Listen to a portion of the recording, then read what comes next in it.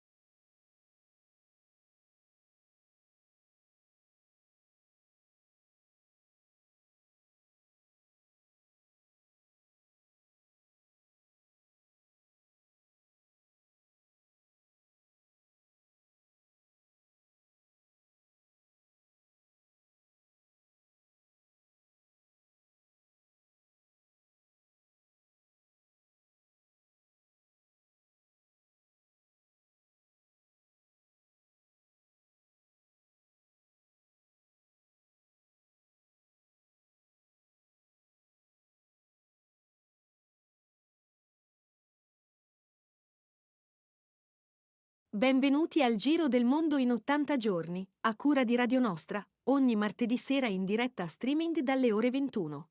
Allacciatevi le cinture. Si parte. Buon ascolto.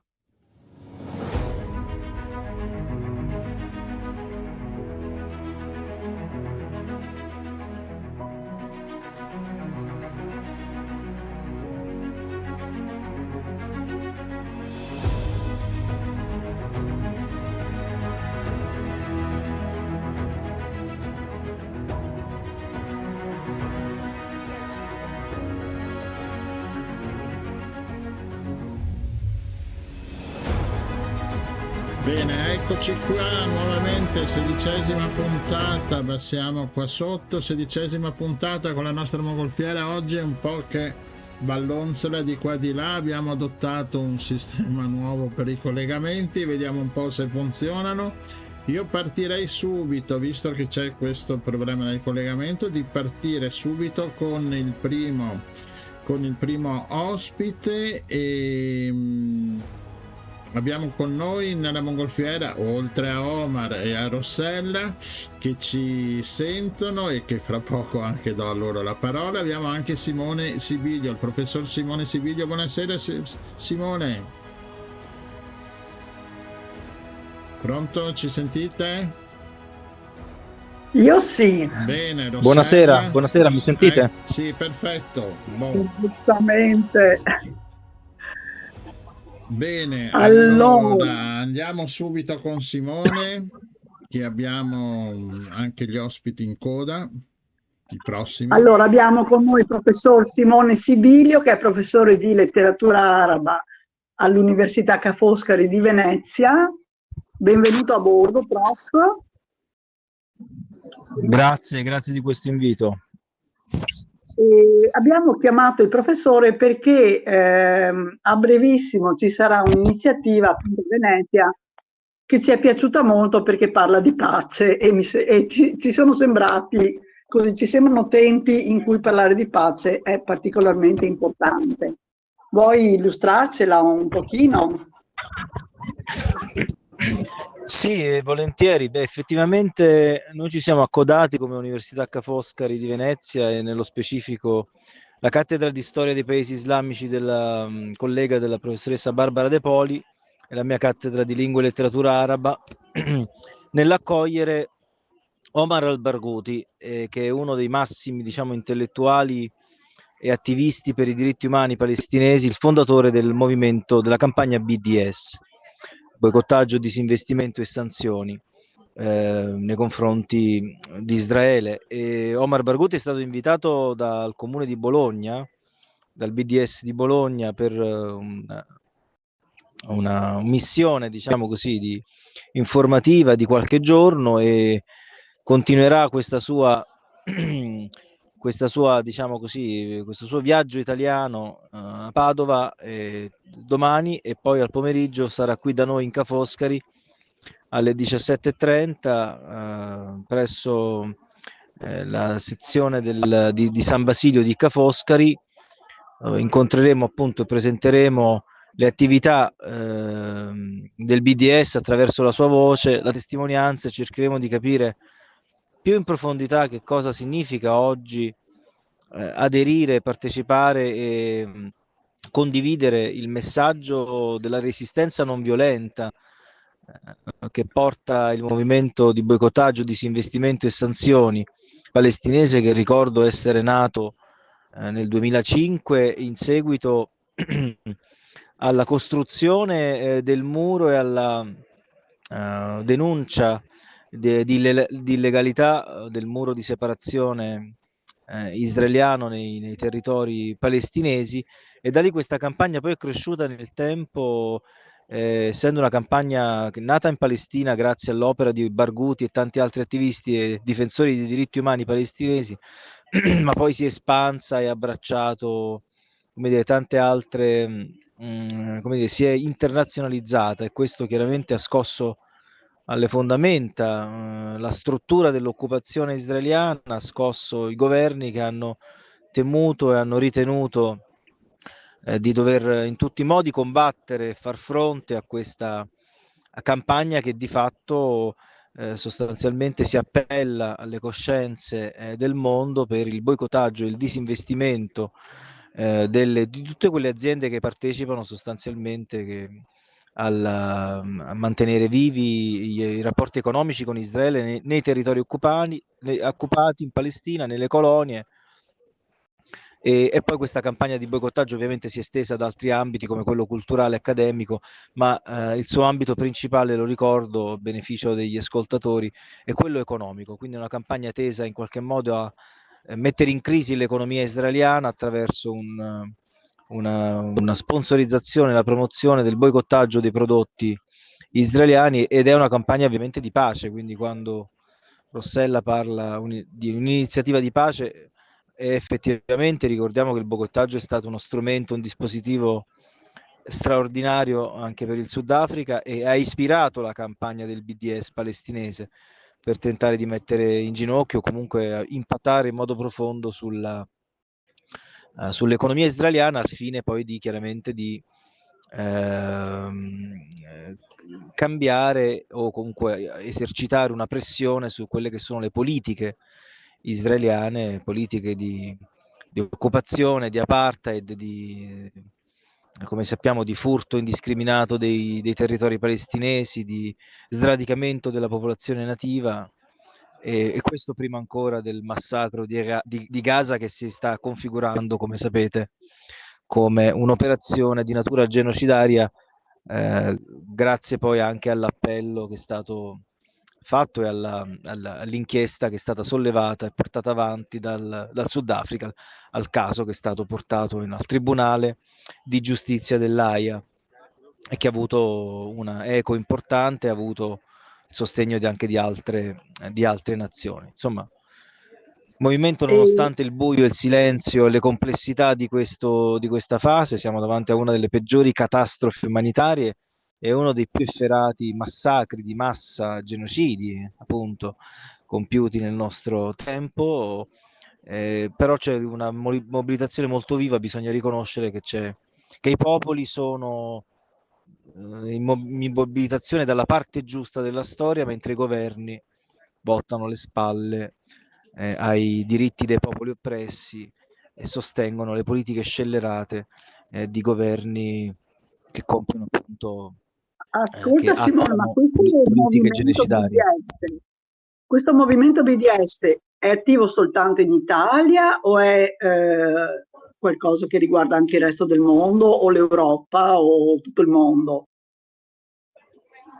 Il movimento BDS nasce in Palestina e Barghouti è appunto uno dei fondatori. Poi si espande, si ramifica, diciamo, e quindi il movimento BDS abbiamo anche una realtà italiana di BDS. Ogni angolo del mondo ha il suo appunto movimento per far pressione sulle aziende dei vari stati affinché come dire, interrompano i rapporti commerciali ed economici con Israele, in modo particolare in relazione a quelle merci che vengono, quelle merci che circolano, sono diffuse nei territori occupati e nelle colonie, che come sapete bisogna sempre ripeterlo perché sennò a volte non c'è una comprensione, diciamo così, profonda di alcuni processi storici.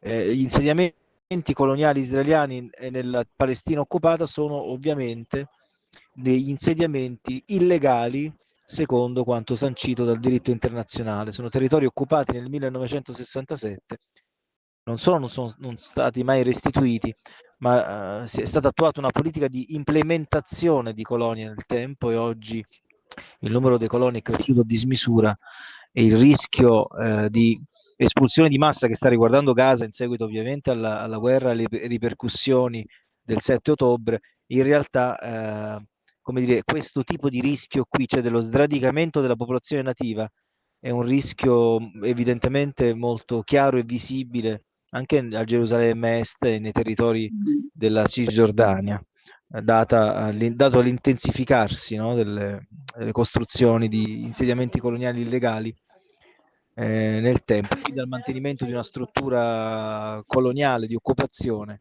che impatta profondamente sull'economia palestinese. Il BDS è considerato molto pericoloso dal governo israeliano, addirittura ci fu un ministro degli interni israeliano qualche anno fa che dichiarò che è molto più pericolosa l'attività messa in piedi da Omar Barghouti del BDS internazionale per i suoi sviluppi a livello internazionale che invece la resistenza armata di Hamas. Lo stesso Benjamin Netanyahu considera il BDS un'attività estremamente pericolosa per Israele, volta, come dire, a infamare il suo nome e a delegittimare, a stigmatizzare le politiche israeliane nel mondo, per cui Barghouti è stato anche sottoposto a costanti intimidazioni, ha subito insomma ha dovuto pagare, no, il prezzo di questa sua Simone, importante ardita iniziativa. Hai un sito a portata di mano per caso da dirci che possiamo andare a vedere per avere più informazioni? Certo, basta cliccare bds.org, se non sbaglio.com, sinceramente non ricordo esattamente il dominio, ma insomma si trova con estrema agevolezza. Peraltro il sito è molto ben fatto e ha le sue divisioni nelle varie voci, per cui qualsiasi ascoltatore può approfondire meglio la conoscenza di questa importante iniziativa. Allora ricordiamo, è domani 21 febbraio alle 17:30 presso il Polo Didattico San Basilio a Venezia, presso San Baseggio, insomma Salizzata San Baseggio, magazzino 5 nell'area portuale. Ingresso valido per tutti, no professore? Sì. Certamente, certo. È una lezione, diciamo, è all'interno di un corso, il corso della professoressa De Poli, ma come sapete l'università è uno dei pochi spazi ormai che abbiamo a disposizione, libero, plurale, democratico e quindi nonostante le pressioni ricevute e le grosse difficoltà a portare una figura così come dire, controversa e così anche osteggiata, no?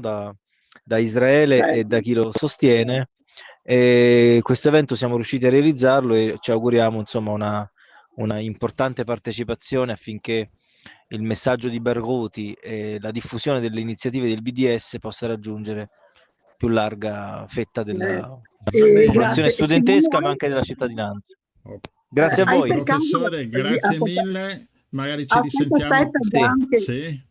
Un attimo che chiediamo se per caso ha sotto mano anche le coordinate di Padova, visto che noi abbiamo anche molti ascoltatori e ascoltatrici a Padova. Le coordinate di Padova non ce le ho sotto mano, non si farà più all'università, e se volete, non so se avete ancora qualche secondo, cerco, ma si trovano queste informazioni googlando Omar Barghouti Padova e lì su internet fuori. Potete reperire tutte le informazioni. D'accordo, metteremo anche il link sulla nostra pagina, quindi così anche per Padova risolviamo.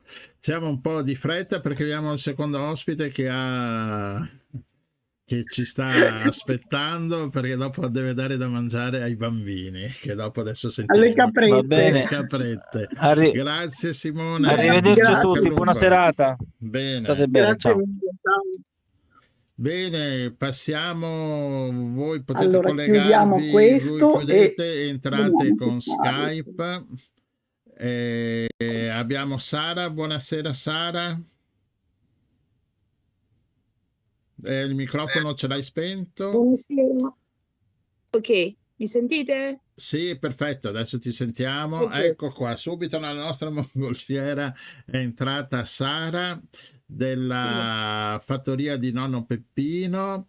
Perché abbiamo Esatto. chiamato Sara? Perché l'abbiamo già chiamata, è già stata nostra ospite e sarà anche in futuro nuovamente nella nostra mongolfiera. Perché è successo qualcosa a Cervignola, Sara? Allora, noi siamo, intanto per chi non ci conosce, siamo, scusate, come sentite, Sì, sì, io ho hai- animaletti vari in casa. Allora, noi siamo un santuario di animali liberi e, e salviamo animali di varie specie. Abbiamo più di quasi 80 animali, da cani, gatti, pecore, caprette, maialini, mucche, insomma, anche animali che normalmente vengono ritenuti animali da reddito. Per noi invece sono animali da compagnia come tutti gli altri e quindi capita spesso che ci segnalino animaletti da salvare. L'ultima segnalazione che è successa una ventina di giorni fa sono appunto quelli che tu dicevi prima, i miei bimbi di adesso, sono 2 caprettini che adesso hanno 1 mese, quando sono arrivati da noi avevano scarso 10 giorni perché avevano ancora il cordone ombelicale, quindi Ah, parliamo proprio di neonati. E adesso sono arrivata ogni 4 ore, però quando sono arrivati ogni 2 ore gli davo il biberon, come si fa con i bimbi. ma, Ovviamente. sì, una cosa che non capisco, come si fa a abbandonare delle caprette?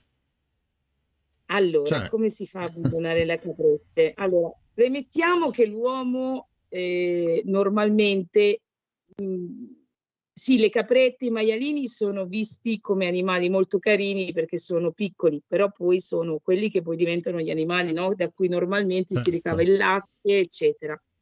E quindi normalmente gli agnellini e i caprettini vengono tolti alla nascita dalla mamma, vengono proprio allontanati dalla mamma perché il latte che poi la mamma produce viene usato per fare il formaggio. Ah, per quello allora vengono Invece gli tolti. agnellini gli viene dato il latte in polvere, a prescindere. Sono rari i pastori che lasciano gli agnellini sotto la mamma. Adesso la maggior parte degli allevamenti danno il latte in polvere ai capretti e agli agnellini. E, e quindi non sappiamo esattamente questi 2 capretti perché sono stati trovati in centro città. Questo è strano. Quindi Esatto. non è strano perché vengano allontanati dalla loro mamma, ma è strano il fatto che siano stati trovati in piena città.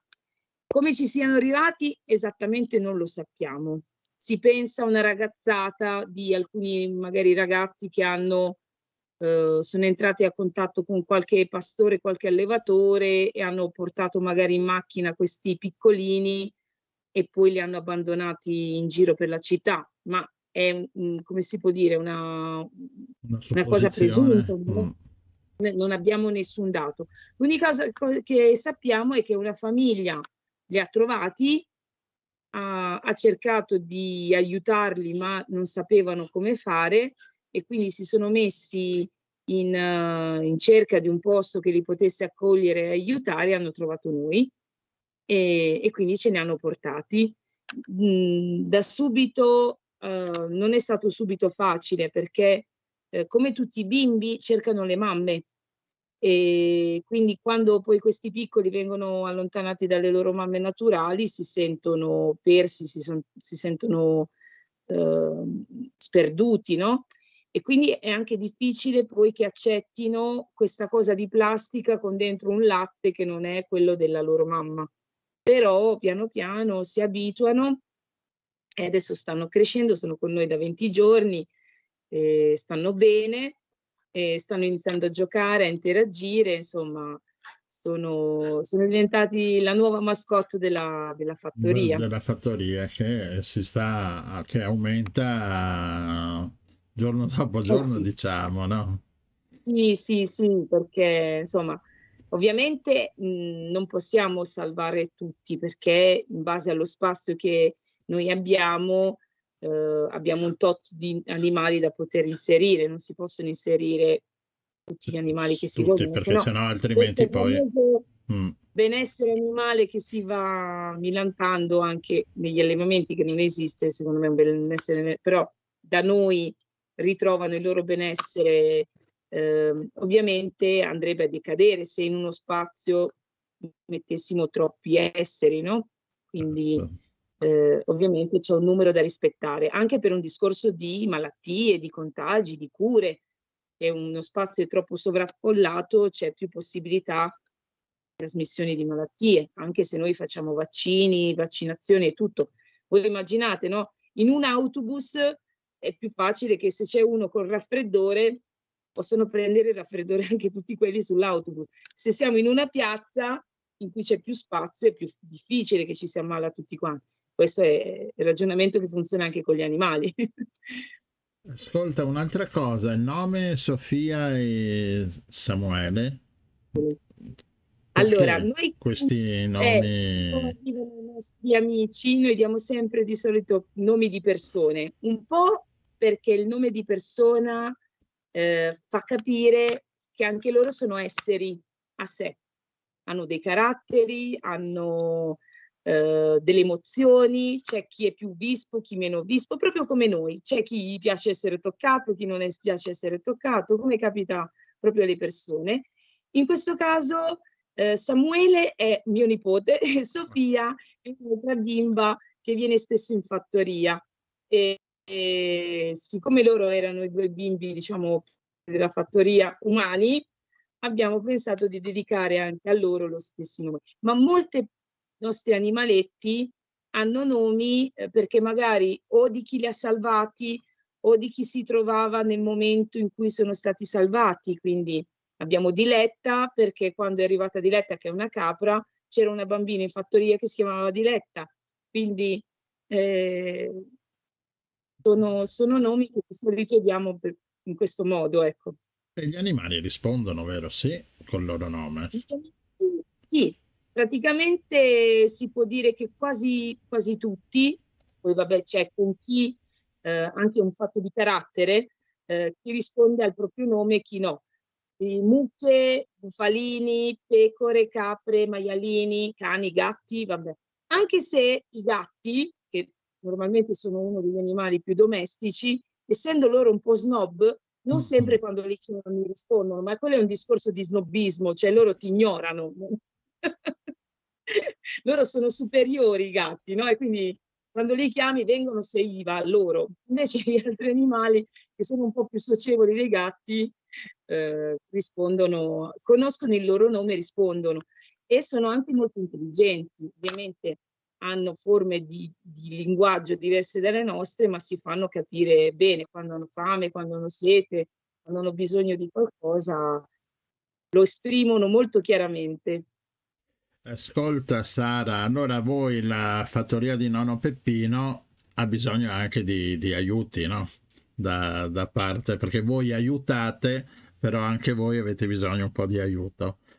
E avete fatto questo bel pacchettino Amandoti, non so se ce l'avete ancora, se è ancora disponibile. Sì, Allora fino a racconta un... Pasqua è disponibile, anche perché c'è della cioccolata, quindi poi dopo Pasqua sai, inizia a fare caldo e quindi Esatto, la cioccolata cioccolata buonissima, io ho assaggiato tutti questi buonissimi. e Hai quindi fatto questa fatica. Sì, esatto.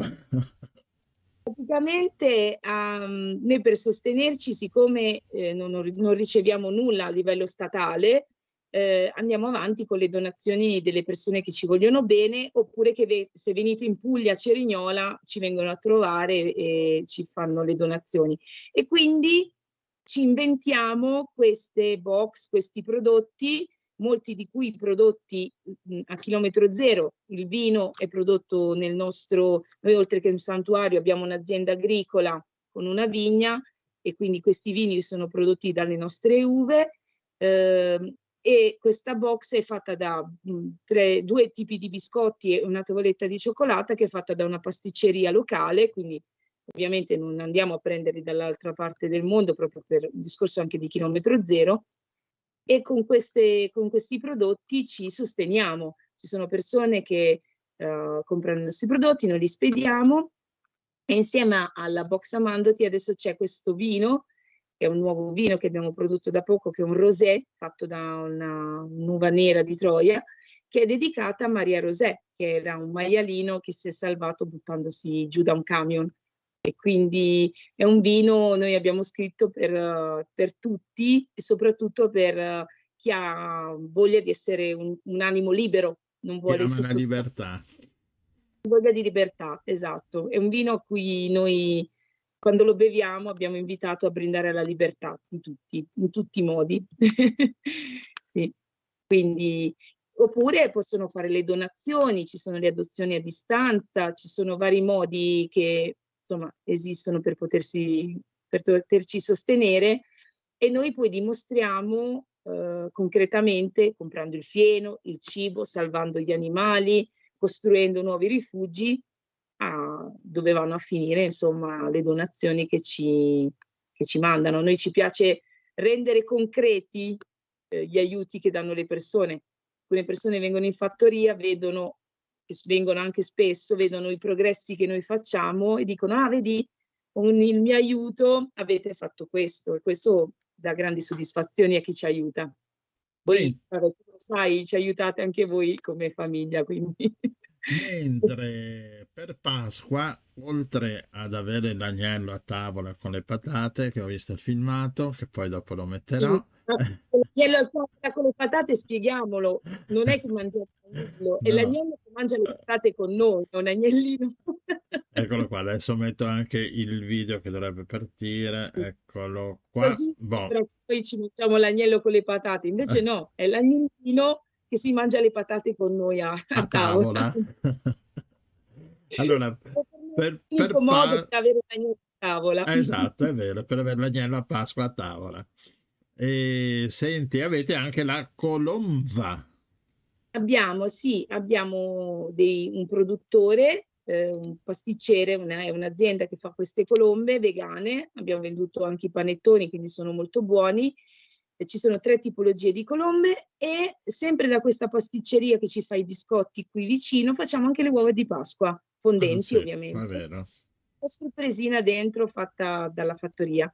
E anche questi, le colombe e l'uovo, una parte servono per, tolti i costi di acquisto che abbiamo ovviamente per comprare questi prodotti, il ricavato va a favore dei nostri animaletti, che è sempre insomma l'unico scopo che abbiamo noi di fare tutte queste cose. Si stanno creando anche eventi di persone in giro per l'Italia, stanno creando cene che noi poi pubblicizziamo anche sul nostro sito, in cui fanno magari una cena e dedicano una parte del ricavato a noi.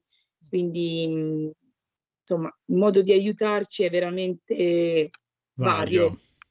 O come voi che siete, appunto, come dico sempre, avete acquistato il nostro olio quando è stato il momento della molitura dell'olio, insomma c'è tanto modo di poterci sostenere. Sì, esatto. Va bene Sara, grazie, ti abbiamo tolto l'onere e l'onore di dare il biberon alle caprette, ma comunque adesso glielo darai, insomma, hanno aspettato 10 minuti.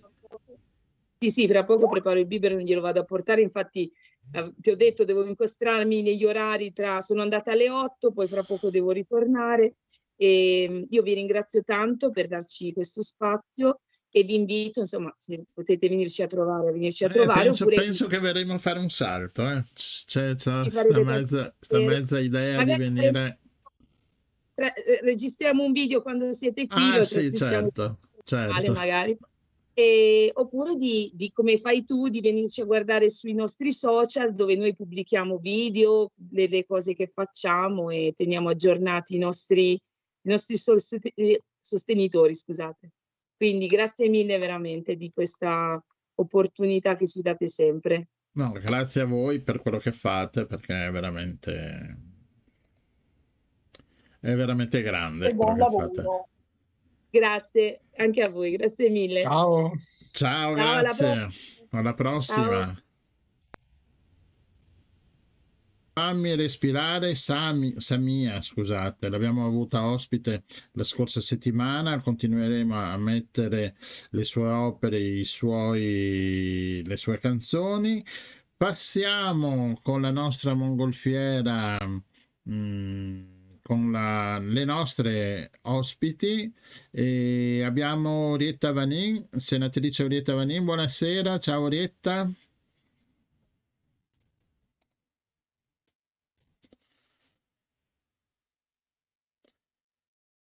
Anche perché ora parliamo dei problemi abbastanza, diciamo, seri, come sono tanti problemi, ma di questo se ne parla veramente poco. C'è il discorso delle madri strappate, quando dopodomani c'è il 17° congresso, no, Orietta? Madri strappate, Orietta, c'è il 17° congresso delle madri strappate il 23 febbraio. E che cos'è? Se ne parla poco? Come mai e perché? Riguarda le situazioni che si sono create, che si stanno creando in tutta Italia. Questo è un congresso organizzato da associazioni di donne che si occupano appunto di violenza su donne e bambini. L'associazione in questo caso è Femminicidio in Vita di Ima Kusmai, ma aderiscono a questo evento molte associazioni. Si terrà l'Odi, io sarò presente proprio per portare a conoscenza di più persone possibili ciò che sta accadendo in Italia e anche in Veneto. Purtroppo stiamo verificando che nelle cause di separazione dove ci sono dei minori, la madre molto spesso viene accusata di essere una madre alienante. Che cosa significa? Ostativa nei confronti dell'altro genitore perché il figlio, la figlia, la bambina non vuole incontrare il padre. E purtroppo con le relazioni fatte dai servizi sociali e dai periti del tribunale di parte o d'ufficio, questa definizione assolutamente impropria, inadeguata, antiscientifica, fa riferimento alla cosiddetta PAS, madri quindi alienanti, ostative, che hanno questa sindrome nei confronti del partner, marito, compagno, eccetera, come di vendetta, non vogliono far vedere i figli, mentre in realtà i dati che ci vengono dalla Commissione Femminicidio della scorsa legislatura hanno verificato che in quasi la totalità di questi casi, quindi la totalità, noi abbiamo verificato che ci sono state denunce per violenza che sono state archiviate e i bambini non vengono ascoltati. Purtroppo queste vicende spesso sono finite in tragedie, l'abbiamo visto anche negli ultimi giorni, dove questi genitori si accaniscono contro i figli, arrivando addirittura all'uccisione. Sono situazioni molto gravi, anche in Veneto ci sono troppi casi di alienazioni parentali giudicate in questo modo assolutamente improprio, in base ad una teoria di uno psicologo americano che si inventa questa cosa, quando invece ci sono di fatto delle condizioni importanti che non vengono verificate nella maniera più adeguata, ovvero ci sono due percorsi, quello del Tribunale dei minori e quello del Tribunale dei civile, che non si parlano, e quindi questi bambini vengono strappati nel vero senso della parola, perché la legge 54 del 2006 prevede la bigenitorialità, che non è obbligatoria, ma che di fatto viene applicata in maniera pedissequa, ok? E questi bambini vengono portati via in base a un articolo previsto appunto nel codice che parla di prelievo coatto, cioè i bambini vengono tolti alle mamme con la forza. E i casi li avete visti tutti. Quindi già per una donna che si separa quando c'è una denuncia per violenza fisica, psicologica, economica, è molto difficile portare avanti una vita in equilibrio con dei minori che subiscono questi drammi. Immaginate poi quando la forza di polizia subentra e entra di forza nelle abitazioni di queste persone, addirittura negli ospedali, in caso anche di malattie di questi bambini, li porta via di forza e quasi sempre vengono messi o in casa famiglia, dove certamente non hanno un rapporto diretto con la mamma, che potrà vederli solo ed esclusivamente con la supervisione dei servizi sociali, che sono coloro che hanno redatto la relazione quasi sempre in questo caso, e la situazione si sta aggravando in tutta Italia e anche e soprattutto molti casi in Veneto. Questa sera noi abbiamo, come sai, una testimone e io vorrei, se possibile, dare la parola a lei. Sì, un attimo, volevo chiederti, ma questa, cioè un aspetto importante ce l'hanno i servizi sociali, da quanto ho capito. Ma questi servizi sociali non riescono ad, non so, adesso dico ad evadere la pratica, ma non riescono a capire forse perché? Perché hanno mancanza, sono oberati di lavoro, hanno troppi casi da seguire, sono disorganizzati. C'è un motivo perché i servizi sociali non riescono ad intervenire nel modo più giusto? Allora, sai, ci sono molte discussioni in merito sulla preparazione adeguata ad affrontare i casi di violenza sulle donne e sui bambini.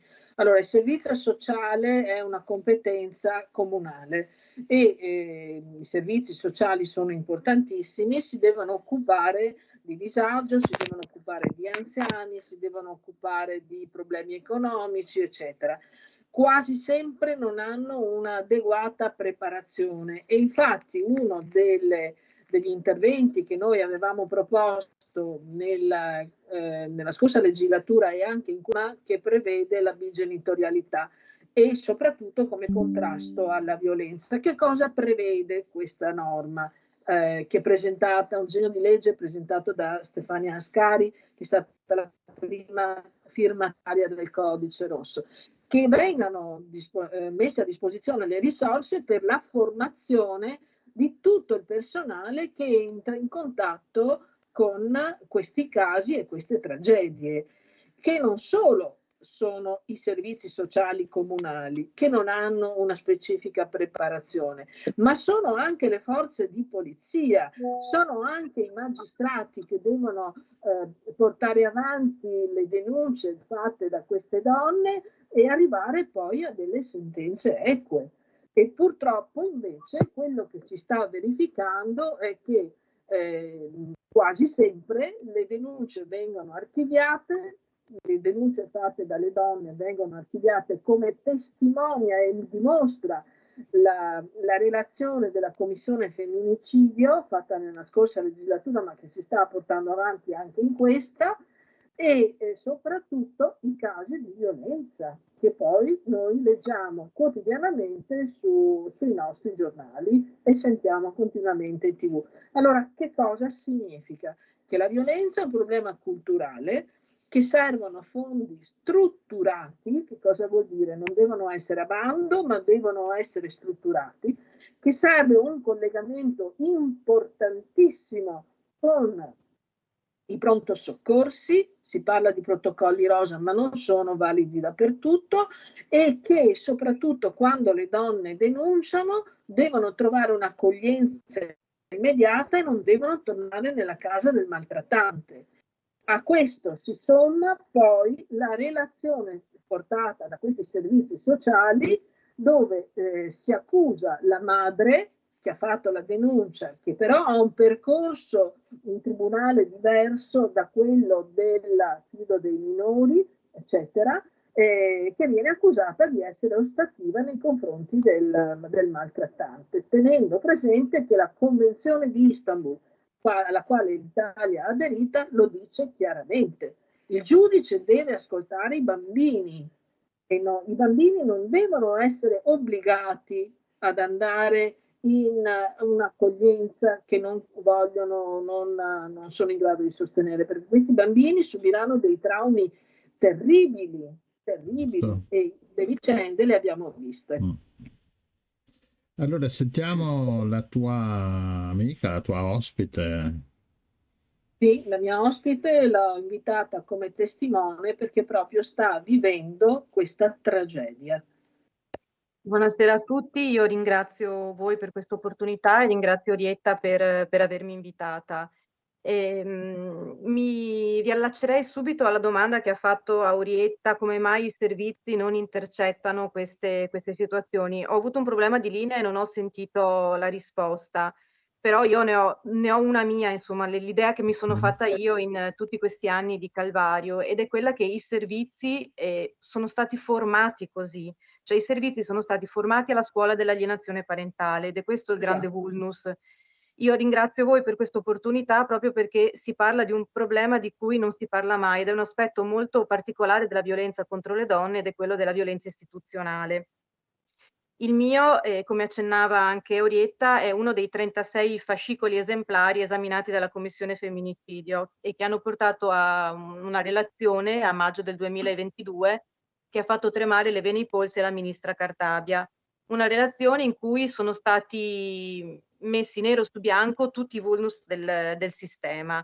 Primo tra tutti quello per cui una donna entra in tribunale come vittima di violenza e ne esce come madre vittimizzata, perché il problema, al di là appunto della violenza che una donna può aver subito, è che se ha dei figli con il violento difficilmente riesce a recuperare una vita normale, rimane comunque sotto il controllo del violento, e questo a causa dei tribunali, e questo a causa di una formazione che ormai va avanti da tantissimi anni, appunto la scuola dell'alienazione parentale, che ha formato magistrati, ha formato servizi sociali ormai e anche molti avvocati, quindi è una cosa molto condivisa dal sistema, no? Quando una donna denuncia violenza automaticamente diventa una madre ostativa.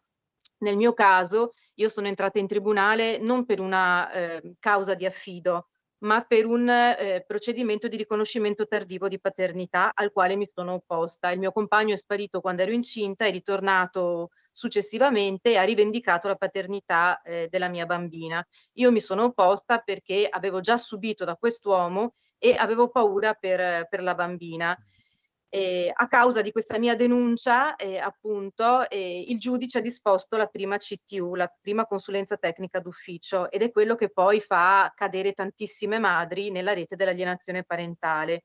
Perché quando tu ti opponi ad una frequentazione con un uomo che tu ritieni essere pericoloso per te stessa e per i tuoi figli, il sistema automaticamente ti bolla come madre malevola. Io sono una madre malevola, sono una madre alienante.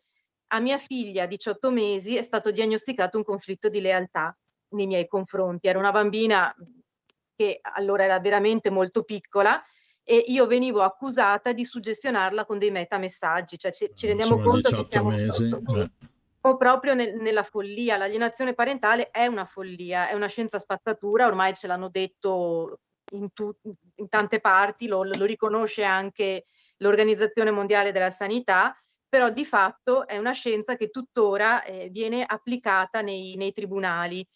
nell'ultimo anno, diciamo, nell'ultimo periodo, le si è cambiato nome, perché ovviamente con le condanne che sono piovute non si può più parlare di alienazione parentale, però la ritroviamo lo stesso nelle sentenze con la dicitura legame simbiotico, rapporto di natura fusionale, poi sono tutte quelle parole che rientrano sempre tra i sinonimi dell'alienazione parentale. Lì si vuole andare a parare, no? Che i bambini non abbiano dei rapporti con il padre a causa di questa alienazione che farebbe la madre.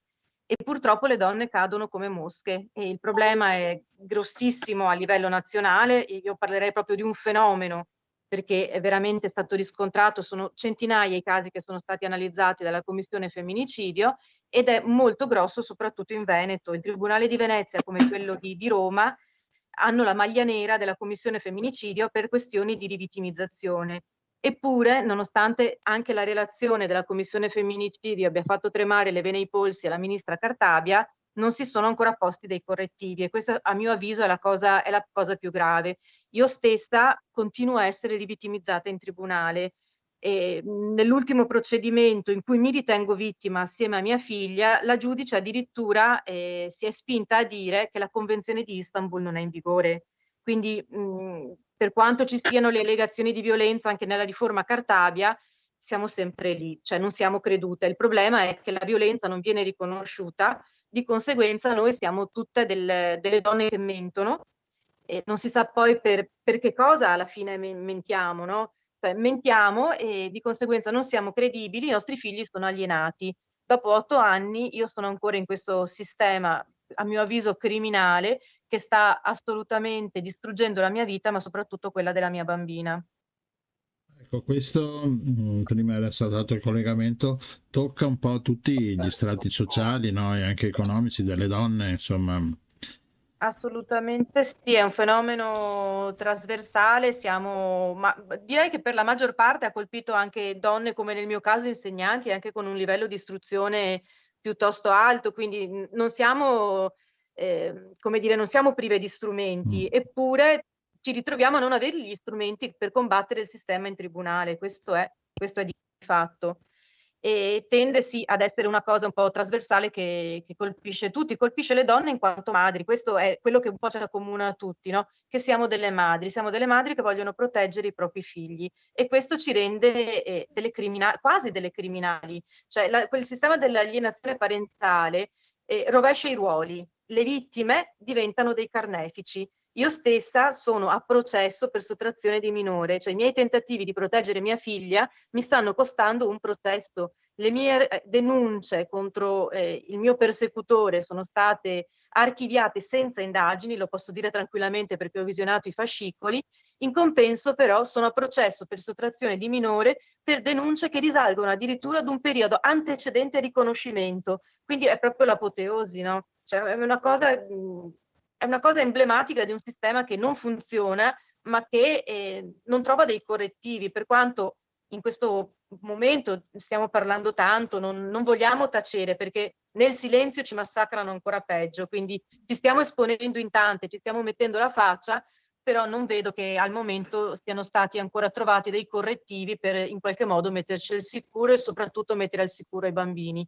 Anche mia figlia è a rischio di prelievo coatto, e prelievo coatto significa che in un decreto del tribunale vengono autorizzate le forze dell'ordine ad abbattere qualsiasi barriera che si frapponga alla presa del minore, del bambino. Quindi loro possono buttare giù le porte, possono chiamare i pompieri e intervenire e buttare giù porte e finestre, rompere tutto per prelevare dei bambini, non dei criminali. Ecco, stiamo parlando di dispiegamenti di forze pubbliche, di anticrimine, 11 uomini, assistenti sociali, persone che vengono per prendere un bambino piccolo.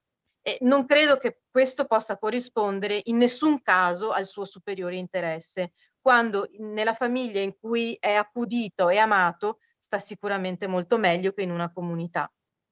Allora io, scusa, volevo chiedere una cosa, a parte l'ottusità del sistema, che va bene, è una costante da sempre, credo, no? E anche in tanti paesi, non solo in Italia, per cui il sistema va avanti per inerzia e va bene. Ma quanto conta la preparazione degli assistenti sociali, degli psicologi, del personale, che è quello che dovrebbe forse fungere anche da mediatore fra il sistema, non so, le forze dell'ordine e le famiglie. Cioè la preparazione è adeguata, è moderna, perché mi è venuto in mente adesso, mentre parlavate, un fatto di cronaca allucinante accaduto alcuni decenni fa, credo una trentina in Emilia, in cui un intero paese si è visto portare via i bambini perché le famiglie erano accusate di satanismo, di cose assurde. Poi tutta la cosa che ha avuto ripercussioni pesantissime sulle vite dei bambini, oltre che delle famiglie. Un po' alla volta questa cosa si è smontata, ma quando i bambini sono diventati ragazzi e poi adulti. Quindi, però sono passati tanti anni, per cui mi chiedevo, adesso c'è una preparazione diversa, più attenta, più aperta? Ma io non credo, cioè io credo che il problema sia proprio quello, che sia quello della formazione, cioè queste persone sono state formate da decenni ormai di alienazione parentale. Io stessa, quando sono arrivata per la prima volta a colloqui con i servizi sociali, di tutto il fascicolo processuale loro avevano acquisito la relazione del CTU, ci rendiamo conto? Cioè loro su quello volevano basarsi, sul fatto che io fossi una madre fusionale, che avessi questo rapporto fusionale con mia figlia e che per questo motivo non consentissi l'accesso al padre. Perché poi è questo, no? Sono i criteri dell'accesso quello che poi fanno scattare una diagnosi di alienazione parentale. E questi criteri dell'accesso sono vivi e vegeti in tribunale, ma lo sono anche nelle sedi dei servizi sociali, perché i servizi sociali ad un certo punto diventano la mano lunga, no, del tribunale e hanno quell'obiettivo lì, no, di allontanare il minore dalla madre per consegnarlo direttamente nelle mani di questo padre che teme. Quindi sono formati, non è che non sono formati, ma sono formati da una scuola pericolosissima. E purtroppo io credo che ci vorranno degli anni, volendo cominciare un tipo di formazione diversa, per cercare di sradicare questa metodologia nei servizi sociali, nei magistrati, negli avvocati e nei giudici, in tutta quella filiera che poi si occupa delle cause di famiglia. Purtroppo la formazione c'è stata pesantemente, come ricordavi tu, la legge 54, che poteva anche essere nell'ideale una legge anche giusta, perché comunque è giusto che un bambino conservi dopo la separazione dei genitori rapporti significativi con entrambi, certo, ma ci devono essere dei limiti. La bigenitorialità non può essere imposta coattivamente, la bigenitorialità è un diritto del minore, non un dovere.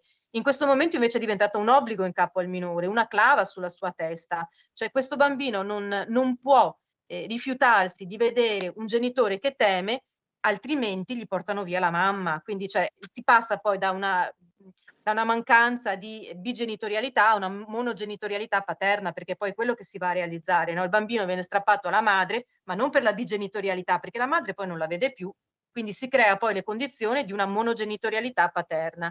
E il problema è sicuramente la formazione, ma ci vorranno degli anni ormai per sradicare tutti i danni che sono stati fatti. E la legge 54 purtroppo è stata una legge dannosa per le madri. Siamo venuti da anni di riforma del diritto di famiglia, anche abbastanza illuminato, oserei dire, alla legge 54 che ripristina in modo violento la patria potestà, perché questo è in poche parole.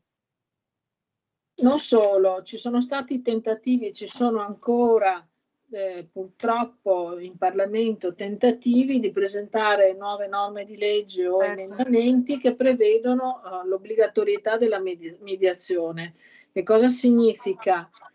Io non entro in merito alle proposte di legge Pillon, le conoscete, ne abbiamo sentito parlare, ma obbligare comunque una donna che ha subito una violenza a incontri di mediazione con un partner violento è veramente un supplizio, una tortura, non è ammissibile questa cosa e purtroppo invece alcune forze politiche continuano a pensarla in questo modo.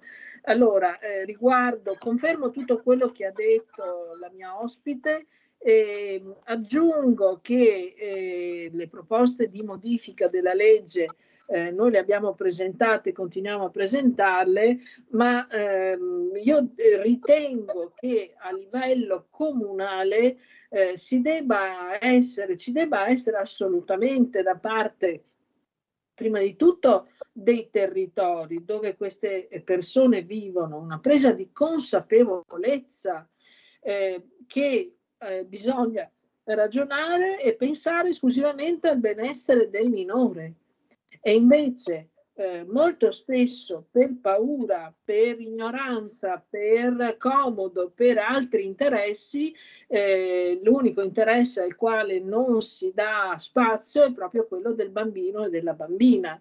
Voi provate a pensare quanto costa un minore messo in una comunità, in una casa famiglia. Quanto costa? E anche qua ci sono degli interessi, è inutile che ce lo diciamo. Io sono stata una amministratrice e ricordo perfettamente quello che succedeva.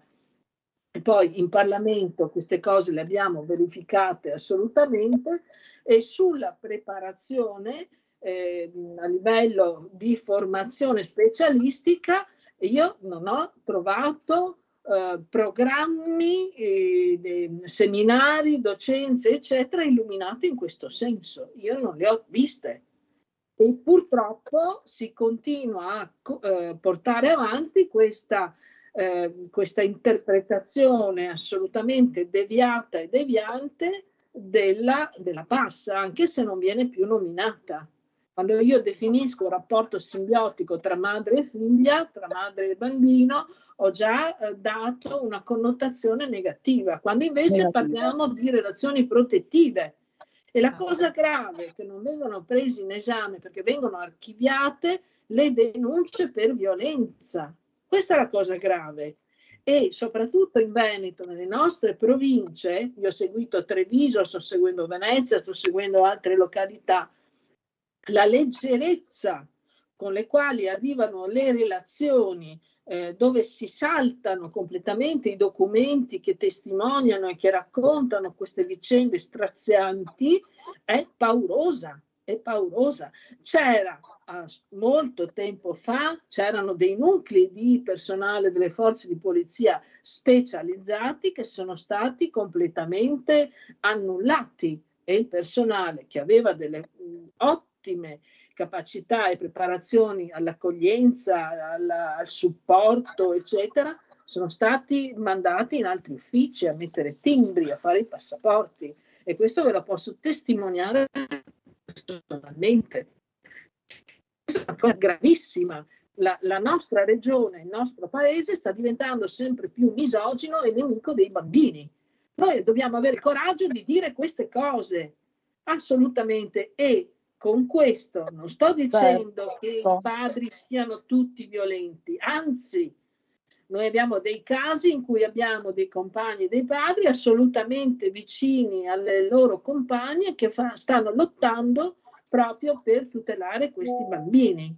Ma i fatti ci dimostrano che i dati della Commissione Femminicidio dimostrano una realtà incontrovertibile, e il Veneto c'è dentro. Assolutamente, una regione misogina che sta diventando razzista e nemica dei bambini, diciamoci la verità. E i sindaci con gli assessorati hanno delle responsabilità in primis, perché quando hanno queste vicende che conoscono perfettamente, non verificano il lavoro dei propri dipendenti e dei propri collaboratori e servizi sociali, mi dispiace, ma hanno la responsabilità di quanto accade. Certo, è una cosa delicatissima e andrebbe fatta con grande cautela, sì, ogni attenzione nei confronti di famiglie o di donne sono in situazioni non regolari, no? Non standard, no? Perché poi è quello il problema. Ogni deviazione dalla regola standard. Anche perché va detto che i servizi sociali non rispondono del loro operato al tribunale, ne rispondono al sindaco. Quindi il sindaco dovrebbe verificare l'operato dei suoi dipendenti. Io recentemente mi sono appellata al sindaco Brugnaro, vorrei essere sentita da lui perché avrei tante cose da raccontargli, però purtroppo, nonostante anche un appello pubblico divulgato a mezzo stampa, il sindaco Brugnaro tuttora tace. Ecco. E io avrei veramente piacere di magari si sente questa sera. Ma lo spero veramente, perché cioè, io vorrei spiegargli un po' di cose, vorrei raccontargli un po' della mia esperienza e magari portargli anche quella di tante altre madri, perché sul territorio ormai siamo tante, i nomi sono sempre gli stessi, le problematiche sono sempre le stesse, non si può più far finta di niente. Le denunce lo stesso sono tante. Sì, Quindi a certo. questo punto io credo che sarebbe proprio il caso che ci ascoltasse. E non è solo il sindaco di Venezia, è il sindaco di tanti altri, sono i sindaci Certo, di tanti assolutamente altri sì, di comuni tutte le che città. assolutamente stanno negando disponibilità all'ascolto, e questa è una cosa gravissima. È inutile fare le fiaccolate quando le donne vengono uccise, quando vengono uccisi i bambini, se invece non si dà ascolto, non si accompagna queste persone ad una vita serena. Per cui ci sono delle forti contraddizioni ed è un problema culturale che investe completamente la nostra regione e i nostri territori. Io ringrazio per questa opportunità ad aiutarci in questa battaglia, perché questa è una battaglia che noi stiamo portando avanti in tutte le regioni, a farvi portatori di queste richieste e di dare la nostra disponibilità a tutte le donne, a tutte le mamme che hanno bisogno di essere sostenute in questo percorso, con grande attenzione, perché il primo passo che una donna fa quando subisce una violenza, cosa fa? Va presso i servizi del territorio e poi va dai carabinieri in caserma, eccetera, eccetera. Ma bisogna stare attentissimi, perché ci sono modalità e buone pratiche che possono aiutare in questo percorso, modalità e situazioni invece assolutamente critiche che portano a dei disastri, perché i bambini vengono strappati, fisicamente strappati, porte sfondate, abitazioni che sono state devastate per portare via i bambini, addirittura dagli ospedali. È una cosa gravissima, gravissima. E di questo bisogna parlare. Bene. A proposito, Sì. ne parliamo, diceva a Lodi, quando e dove? A Lodi questo venerdì ci sarà un altro convegno, saranno presenti varie persone, avremo molte testimonianze, ci sarà un intervento della vicepresidente del Senato Mariolina Castellone, ci sarà la senatrice la deputata Stefania Scari, appunto prima firmataria del Codice Rosso, e autrice anche presentatrice di varie proposte di legge, tra le quali anche la modifica della legge 54.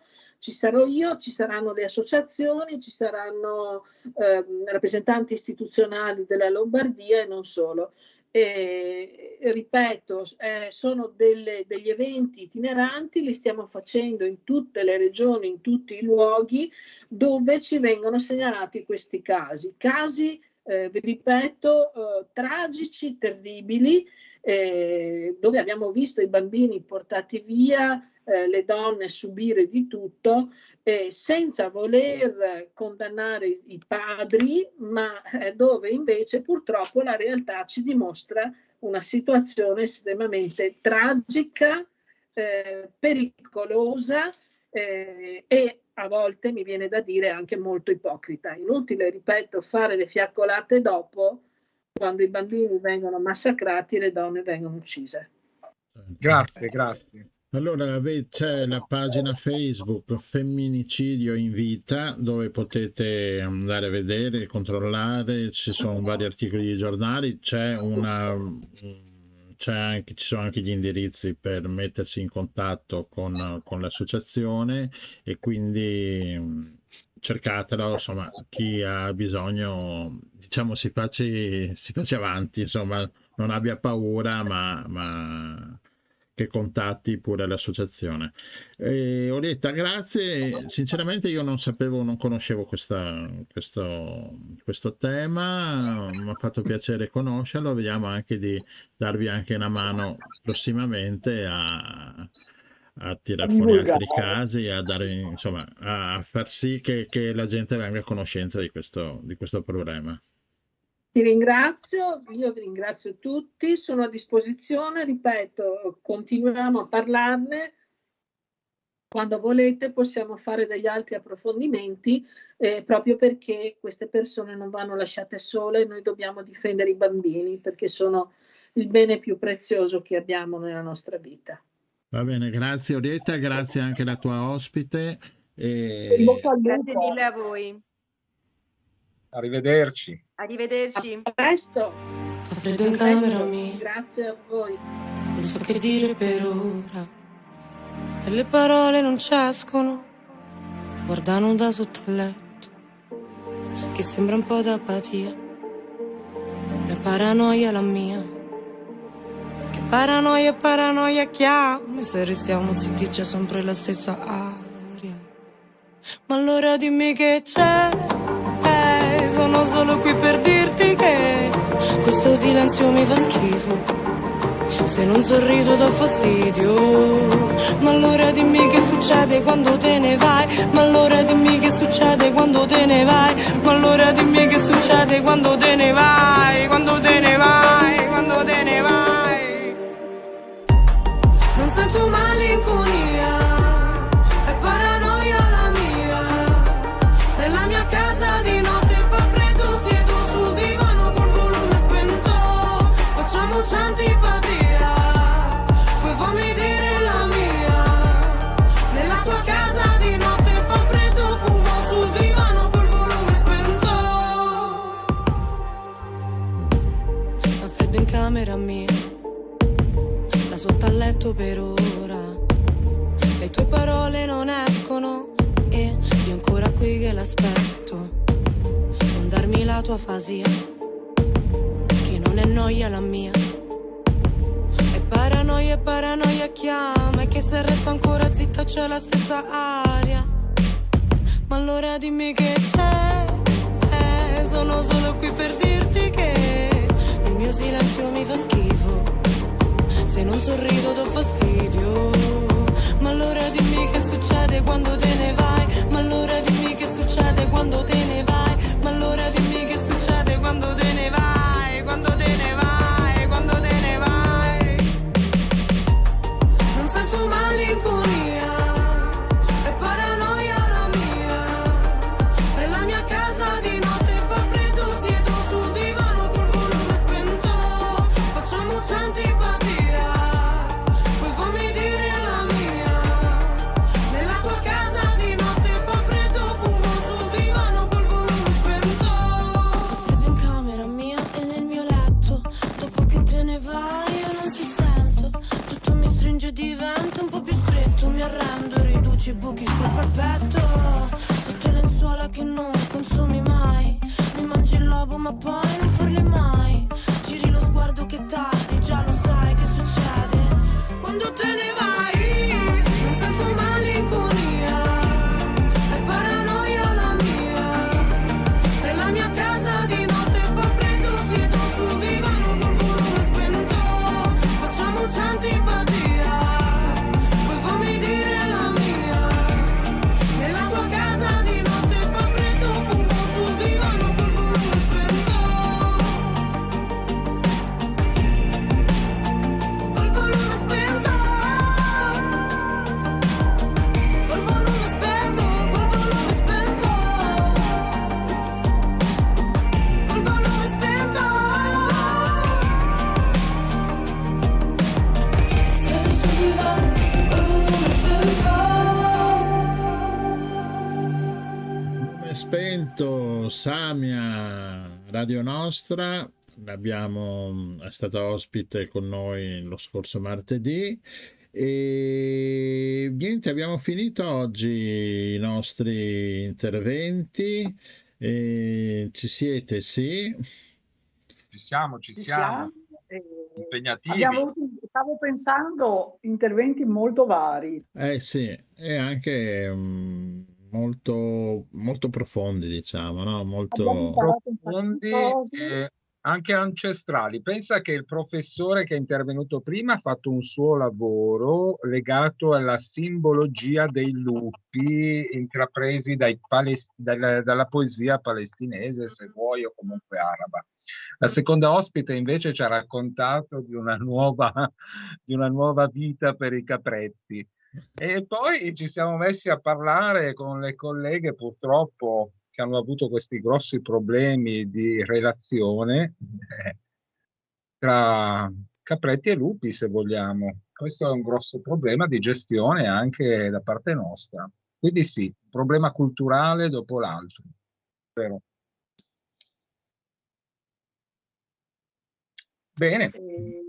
Comunque è vero che una cosa ha detto la senatrice Valin molto importante e purtroppo condivisibile, che tutto quel problema dei bambini strappati alle madri in casi di contenzioso eccetera sta dentro un sistema patriarcale. Ci secca dirlo, ma è così, insomma, no? Il mondo è ancora fatto su misura di metà del mondo, anzi un po' meno di metà, ragazzi, quindi cerchiamo di ecco, quindi un sistema patriarcale che purtroppo fatichiamo a smontare, anche se magari a parole, giustamente la senatrice, no, sottolineava le fiaccolate, l'indignazione quando accadono i fatti di cronaca, che accadono purtroppo veramente molto di frequente, ma però purtroppo dopo ho detto ma però vabbè, è tardi ragazzi, pazienza. E questa indignazione poi fatica a sfociare in azioni concrete per cambiare realmente le cose e per essere più aperti nei confronti delle donne che denunciano, e nel senso di ascoltarle, non che hanno sempre ragione, ma nel senso di ascoltarle e soprattutto ascoltare i figli. I bambini non sono stupidi, non sono degli oggetti, non sono dei peluche. Anche se hanno pochi anni, sanno già insomma come stanno le cose. E certo, accusare una madre di avere un rapporto simbiotico con un figlio, una figlia, è abbastanza surreale. Chiunque di noi abbia avuto la fortuna di vedere da vicino che cosa succede fra dei genitori degni di questo nome e i loro figli, insomma, quindi. Bene, allora sì, no, io volevo dare appuntamento a martedì prossimo con un'altra nuova puntata, la 17ª. Parleremo di cinema svizzero, parleremo di caccia, di ambiente, vediamo gli ospiti musicali che abbiamo in base ai loro impegni, insomma, perché ultimamente si stanno esercitando la loro opera in giro per l'Italia. Quindi appuntamento a martedì e grazie a tutti per averci ascoltato. Ovviamente c'è la puntata che rimane, dovremo fare un po', dovrei fare degli accorgimenti perché è saltato un attimino il microfono non da poco e quindi sì, comunque dopo rimetteremo tutto a posto. Sei un mago della regia. Sì, grazie a YouTube si riesce a far tutto e dopo sarà una puntata che va via come la nostra mongolfiera. Sigla finale. Avete ascoltato Il Giro del Mondo in 80 giorni, a cura di Radio Nostra, in studio Rossella. Ciao a tutti, a martedì prossimo, ciao. Dell'Associazione La Rete. Vi aspettiamo a martedì prossimo.